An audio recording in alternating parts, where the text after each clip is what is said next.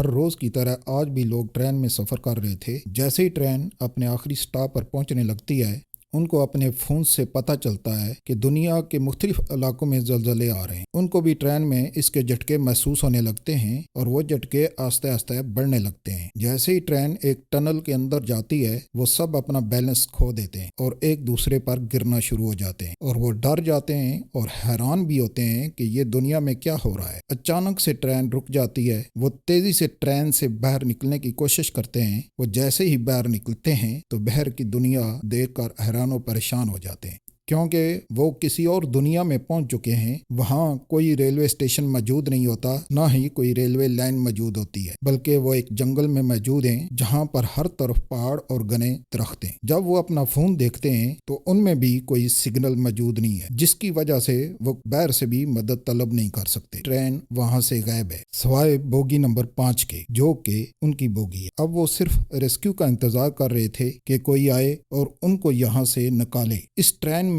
ایک گورنمنٹ ملازم جو کہ فائر فائٹر بھی ہے، جس کا نام جان ہے، وہ ٹرین کے اٹینڈنٹ سے مل کر تمام پیسنجر کو شانت کرنے کی کوشش کرتا ہے، اور ساتھ ہی وہ سب پیسنجر کو چیک کرتا ہے کہ کوئی زخمی تو نہیں۔ چن بھی ان لوگوں کی مدد کرتی ہے۔ یہ پہلے جان سے مل چکی ہے جب جان نے فائر اسکیپ ٹریننگ سیشن کیا تھا۔ شہر میں بھی لوگ حیران اور پریشان ہیں، اور پولیس بھی حیران ہے کہ بوگی نمبر 5 اور 6 کدھر غائب ہو گئی ہے، جبکہ باقی ٹرین ادھر ہی موجود ہے۔ وہ ریلوے ٹریک کو چیک کرتے ہیں جہاں یہ دونوں بوگیاں غائب ہوتی ہیں، لیکن انہیں وہاں کچھ نہیں ملتا۔ کوچ نمبر 6 ابھی بھی ایک مسٹری ہے، کیونکہ ہم صرف کوچ نمبر 5 کے بارے میں جانتے ہیں، جو کہ ان کی کوچ ہے۔ ادھر جنگل میں جان، چن اور زین جگہ ایکسپلور کرنے کے لیے نکلتے ہیں جہاں ان کی کوچ ٹنل کے اندر پھنسی ہوتی ہے۔ اس سے وہ تھوڑا آگے نکل جاتے ہیں۔ جب وہ اس ٹنل سے باہر نکلتے ہیں تو یہ دیکھ کر حیران رہ جاتے ہیں کہ آگے پہاڑ ہی پہاڑ ہیں اور انسانی زندگی کا کوئی نام و نشان موجود نہیں۔ لگتا ہے جیسے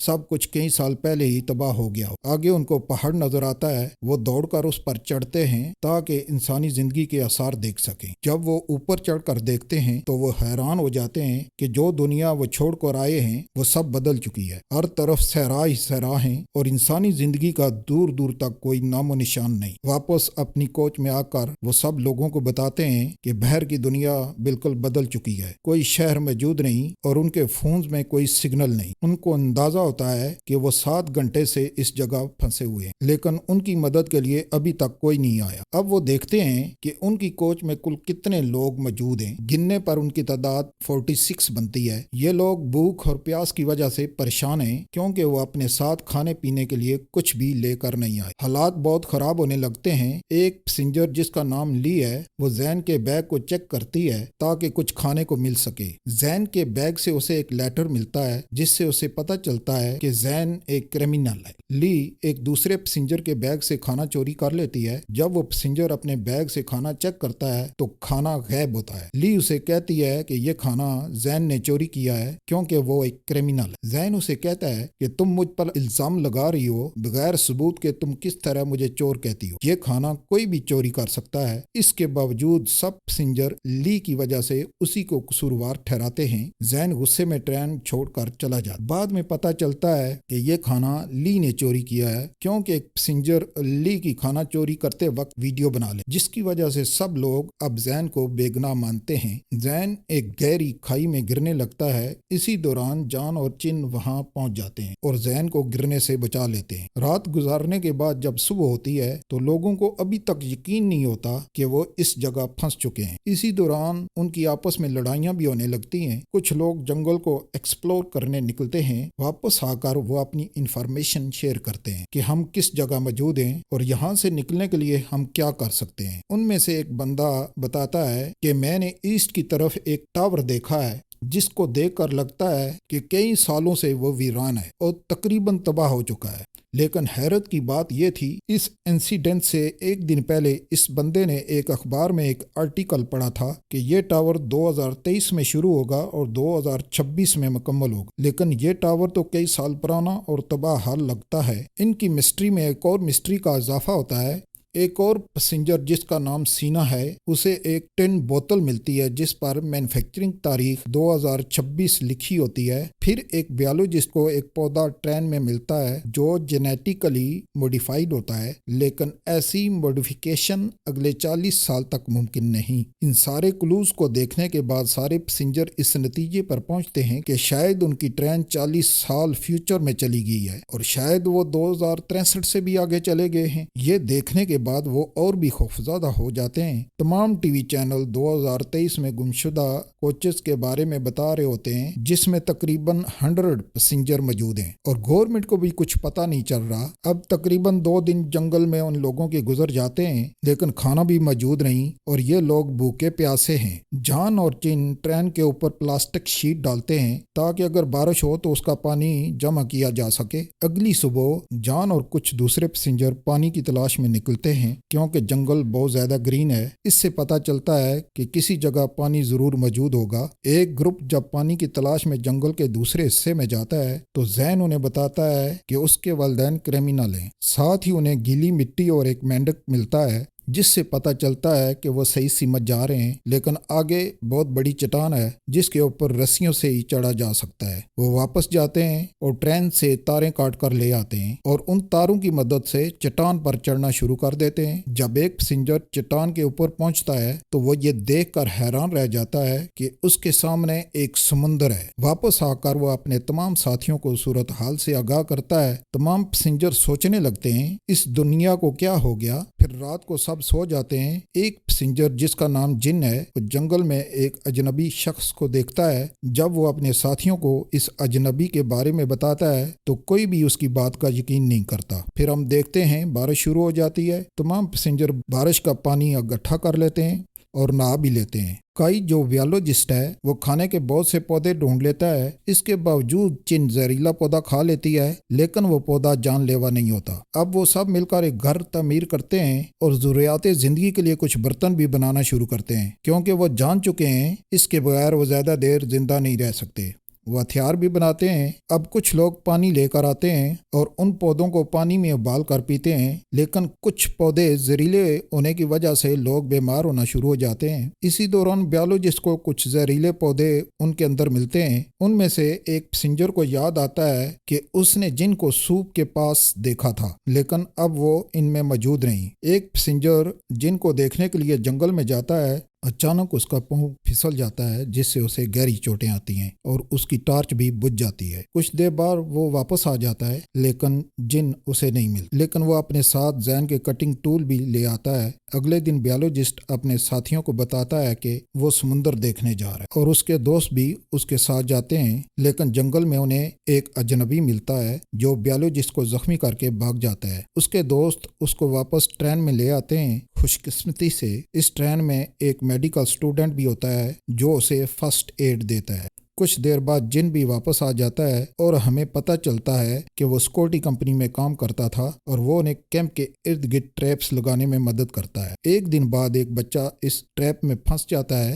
جان چن اس بچے کا پیچھا کرتے ہیں۔ پیچھا کرتے وقت انہیں ایک ندی نظر آتی ہے۔ بچہ انہیں کہتا ہے کہ تم لوگ اس ندی کے پاس میرا انتظار کرو۔ کچھ دیر بعد زین بھی وہاں پہنچ جاتا ہے۔ جب رات ہوتی ہے تو بچہ واپس آتا ہے اور ان کو اپنے ساتھ کوچ نمبر 6 پر لے جاتا ہے۔ 6 نمبر کوچ کا لیڈر ان 5 نمبر کوچ کے لوگوں کو خوش آمدید کہتا ہے۔ 6 نمبر کوچ کو دیکھ کر یہ لوگ حیران ہو جاتے ہیں۔ 6 نمبر کوچ دریا کے کنارے میں موجود ہوتی ہے جہاں پر انہیں دریا سے تازہ مچھلی اور پانی میسر ہوتا ہے۔ ان کے پاس ایک بلڈر بھی موجود ہوتا ہے جس کی مدد سے یہ جلدی جلدی کیمپ بھی لگا لیتے ہیں اور کچن ٹائلٹ بھی بنا لیتے ہیں۔ جس اجنبی نے بیالوجسٹ کو زخمی کیا تھا وہ بھی اس 6 نمبر کوچ میں انہیں مل جاتا ہے۔ وہ ان سے معافی مانگ لیتا ہے اور کہتا ہے کہ ڈر کی وجہ سے اس نے بیالوجسٹ کو زخمی کیا۔ 6 نمبر کوچ کا لیڈر کہتا ہے پاسٹ میں جانا ممکن ہے۔ لیڈر کہتا ہے کہ شروع کے دنوں میں مجھے ایک کشتی ملی۔ کشتی میں موجود خراب ریڈیو کو یہ ٹھیک کر لیتا ہے۔ اس ریڈیو کے اوپر کینیڈا سے ایک سگنل آتا ہے جس میں سال 2060 بتایا جاتا ہے۔ 2026 میں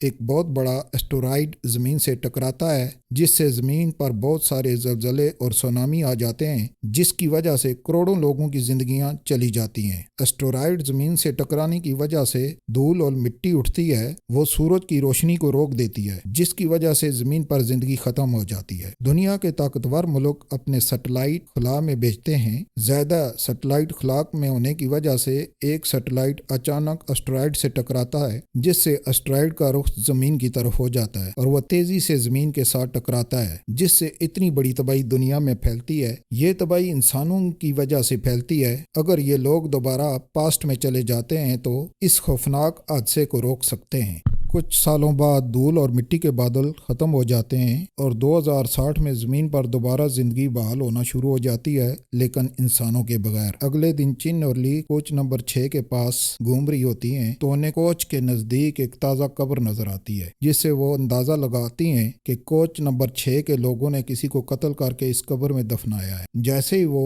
पता लगाने की कोशिश करती हैं कि इसे किसने कत्ल किया है, उसी वक्त कोच नंबर 6 के लोग इधर आ जाते हैं और वो इन दोनों को खामोश रहने का कहते हैं कि कोच नंबर 5 के लोगों को इसके बारे में ना बताएं। इसी दौरान उनमें झगड़ा हो जाता है। ये दोनों इधर से भाग जाती हैं। ली भाग कर अपनी कोच की तरफ जाती है और उन लोगों को सब बता देती है, जबकि चिन दूसरी तरफ भागती है और कोच नंबर 6 के लोग उसको पकड़ने की कोशिश करते हैं, लेकिन वो जंगल में भाग जाती है। अब कोच नंबर 5 के लोग हथियार बनाने का सोचते हैं और जॉन और जैन तेजी से कोच नंबर 6 की तरफ भागते हैं ताकि चिन को बचा सकें। चिन भाग कर उसी शिप में छुप जाती है जिसके बारे में कोच नंबर 6 का लीडर पहले बता चुका है। जैन कोच नंबर 6 के लीडर से इस कब्र के बारे में पूछता है तो लीडर उसको सच बता देता है कि एक क्रिमिनल सब पर हमला करने की कोशिश करता है, तो लीडर अपनी जान बचाते हुए उसे मार देता है। इसी वजह से चो को लीडर बनाया गया। चिन जिस शिप पर छुपी है उस शिप पर चो आ जाता है और वो इस तरह एक्टिंग करता है जैसे किसी को कॉल कर रहा हो। हालांकि शिप की तमाम तारें कटी हुई हैं। चो चिन को देख लेता है और उसे कहता है कि मेरा यहाँ से बाहर जाने का कोई इरादा नहीं और मैं चाहता हूँ सब लोग इसी फ्यूचर में रहें। वो यहाँ एक नई सोसाइटी बनाना चाहता है। इसके बाद वो चिन को इधर ही बांध देता है और कैबन को लॉक कर देता है ताकि उसकी आवाज कैबन से बाहर ना जा सके। चिन की गुमशुदगी की वजह से दोनों ग्रुप्स में इख्तलाफ शुरू हो जाते हैं और लीडर जो अपने लोगों को बताता है कि कोच नंबर 5 के लोग हमारे खाने पीने की अशिया चोरी करना चाहते हैं। इसी दौरान कोच नंबर 6 का एक पैसेंजर कोच नंबर 5 की तरफ आता है, लेकिन ट्रैप्स में फंस जाता है। कोच नंबर 6 के मजीद लोग भी इधर आ जाते हैं। फिर ये दोनों ग्रुप आपस में लड़ना शुरू कर देते हैं। इसी दौरान लीडर जो चिन को मारने के लिए शिप पर जाता है, लेकिन चिन पहले ही वहां से भागकर अपने लोगों के पास आ जाती है और लीडर चो के बारे में उनको बताती है कि यह बंदा फ्रॉड है और उसका वापस जाने का कोई इरादा नहीं। ये जितने भी वापस जाने के रास्ते हैं उनको बंद कर रहा है, जैसा कि शिप के तमाम तार इसने काट दिए ताकि वो इस्तेमाल के काबिल ना रहें। जब ये तमाम बातें लीडर चो के लोगों को भी पता चलती हैं तो वो सब मिलकर इसको वहां से निकाल देते हैं। लेकिन जाने से पहले लीडर चो एक डायरी उन लोगों के हवाले करता है जो कि उसे शिप से मिली थी। वो उन्हें बताता है कि जो साथ एक टावर है वहां से शायद कोई वापसी का रास्ता उन्हें मिल सके। दो पैसेंजर वापसी का रास्ता ढूंढने के लिए इस टावर तक पहुंच जाते हैं। वहां पर उन्हें एस्टेरॉयड के टुकड़े मिलते हैं। इधर 2023 में एक साइंटिस्ट जिसका नाम रे है वो टनल की वीडियो देख रहा होता है, तो उसे पता चलता है कि जिस वक्त बोगियां गायब हुई उस वक्त टनल में एक वार्म होल बना था और बोगियां उसके अंदर चली गई, लेकिन आगे कहां गई ये पता न चल सका। अब वो पैसेंजर एस्टेरॉयड के टुकड़ों पर सर्च करते हैं तो उन्हें पता चलता है कि मैग्नेटिक चार्ज इन टुकड़ों में मौजूद है। वो चाहते हैं कि ऐसे और टुकड़े उन्हें मिल जाएं जिनकी मदद से वो पास्ट में जा सकें। एक पैसेंजर उन्हें कहता है कि जिस दिन वो ट्रेन में बैठे थे तो उसने एक फॉलिंग स्टार देखा था, लेकिन पास्ट में हम देखते हैं कि रे इसी इवेंट को स्टडी कर रहा होता है। उसे पता चलता है ये सुपरनोवा एक्सप्लोजन है। जब एक सितारा अपनी जिंदगी पूरी कर चुका होता है तो वो फट जाता है और बहुत ज्यादा एनर्जी रिलीज करता है, जिसका टाइम और स्पेस पर बहुत असर पड़ता है। उसकी वजह से अर्थक्वेक भी आते हैं और ब्लैक होल भी बनते हैं। इससे वो अंदाजा लगाते हैं कि सुपरनोवा एक्सप्लोजन की वजह से زمین پر وارم ہول بنا اور ہماری ٹرین اس کی وجہ سے فیوچر میں چلی گئی۔ اب واپس جانے کے لیے ان کو کوئی ایسا طریقہ ڈھونڈنا تھا جس سے وہ وارم ہول کو دوبارہ اوپن کر سکیں یا وارم ہول خود ہی اوپن ہو جائے۔ اگلے دن تیز طوفانی بارشیں شروع ہو جاتی ہیں جس کی وجہ سے انہیں ٹرین سے بھی محفوظ جگہ کی ضرورت محسوس ہوتی ہے۔ ایک پیسنجر ٹنل میں چھپنے کا مشورہ دیتا ہے جو ٹرین کے پیچھے تھی۔ ٹرین کا پچھلا دروازہ کھولتے ہی ان کو وہاں ایک وارم ہول ملتا ہے جو کہ بارش اور طوفان کی وجہ سے بنا ہے۔ ایک پیسنجر کی ڈال وارم ہول اپنی طرف کھینچ لیتا ہے۔ بارش اور طوفان کے ختم ہوتے ہی وارم ہول خود بخود ختم ہو جاتا ہے۔ 2023 سال میں جو 2 سائنٹسٹ اس پر کام کر رہے تھے ان کو یہ ڈال ملتی ہے۔ پیسنجر یہ اندازہ لگاتے ہیں کہ انہیں دوبارہ اس وارم ہول کو بنانے میں بہت انرجی کی ضرورت ہوگی۔ ان کو ایک ٹوٹا ہوا بجلی کا پول ملتا ہے اور وہ امید کرتے ہیں کہ پول کی تاروں کی مدد سے وہ اتنی انرجی پیدا کر لیں گے کہ وارم ہول کو دوبارہ بنا سکیں۔ مزید تاروں کی کھدائی کرتے ہوئے ان کو ایک الیکٹرک پاور سٹیشن ملتا ہے جس میں ابھی بھی بہت انرجی موجود ہوتی ہے۔ اب انہیں امید پیدا ہوتی ہے کہ وہ بہت جلد ہی وارم ہول بنا لیں گے۔ وہ پلان بناتے ہیں کہ اگلے طوفان پر وہ اس انرجی کو اس ٹنل تک لے کر جائیں گے جس سے وارم ہول کو وہ زیادہ دیر تک قائم رکھ سکیں گے۔ رات کو پھر طوفان آتا ہے۔ الیکٹرک پاور سٹیشن کی وجہ سے وارم ہول اوپن ہو جاتا ہے اور سب پیسنجر کوچ میں بیٹھ جاتے ہیں سوائے جن کے۔ اب کوچ اس وارم ہول کے اندر چلی جاتی ہے اور کچھ ہی دیر میں وہ دوسری طرف نکل جاتی ہے۔ ٹرین کا دروازہ کھولتے ہی سیکورٹی والے پیسنجر کو بتاتے ہیں کہ وہ 1 مئی 2026 کو واپس آئے ہیں، جس کا مطلب ہے ابھی کچھ ہی مہینے رہ گئے ہیں اسٹرائیڈ کو گرنے میں۔ اس کے بعد ان کے میڈیکل ٹیسٹ لیے جاتے ہیں تاکہ پتہ چلایا جا سکے کہ ان کے ساتھ کوئی بیماری تو نہیں آ گئی۔ پیسنجر گورنمنٹ افیشل اور پولیس والوں کو اپنے ٹائم ٹریولنگ کے بارے میں بتاتے ہیں اور ان کو ایویڈنس بھی دیتے ہیں جیسے کہ پودے، اسٹرائیڈ کے ٹکڑے اور ڈائری جس پر تاریخ لکھی ہوتی ہے کہ کب دنیا تباہ ہوگی، لیکن ان پر کوئی اعتبار نہیں کرتا۔